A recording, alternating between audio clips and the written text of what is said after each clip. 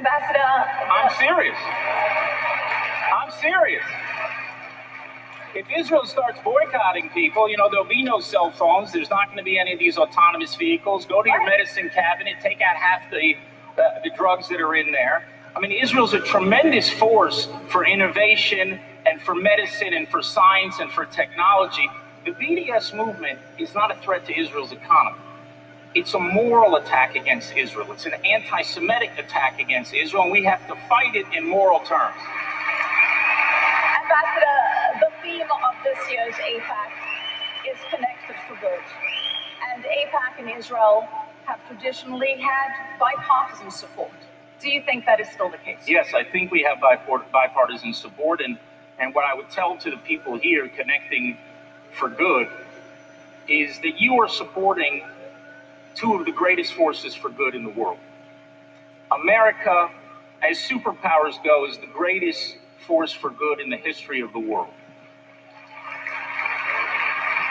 And America has been a blessing to Israel and to every free society around the world. It has been a blessing to the. In addition to this, the AIPAC lobby has laid out the legislative goals for how they plan to change and influence and even to affect the next year of the policy in D.C. Wow, I was really surprised by some of this that we heard, and it's amazing, isn't it?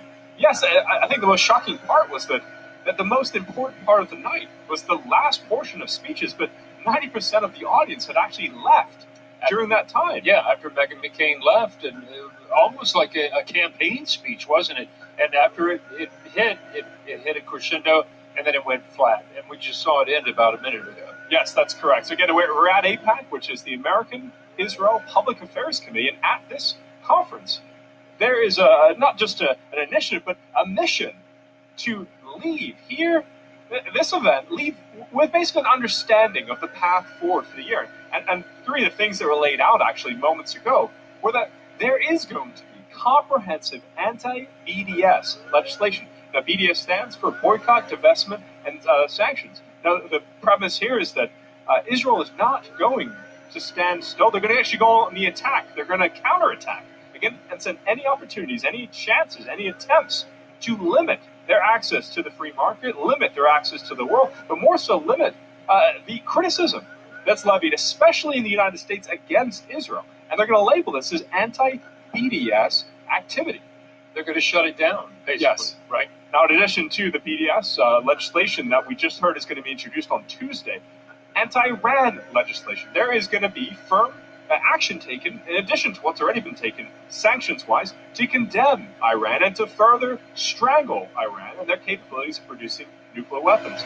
Now, I noticed the Action Hub chat, one of our listeners pointed out correctly actually, that our own intelligence agencies in 2008 and 2011, actually, they concluded that Iran had stopped the production of weapons-grade material, that they were, if anything, were producing ballistic missile technology, but we're no longer pursuing nuclear weapons. Now, the Iranians have kind of undermined that assessment by themselves claiming they're producing weapons-grade material. We don't know the truth of this, but I'll tell you what, someone who's definitely taken full advantage of this, and a group rather, would be the Israel lobby here in America, here at AIPAC. They are using the statements of the Iranian mullahs to basically drive further sanctions, further investment in Israeli defense technology.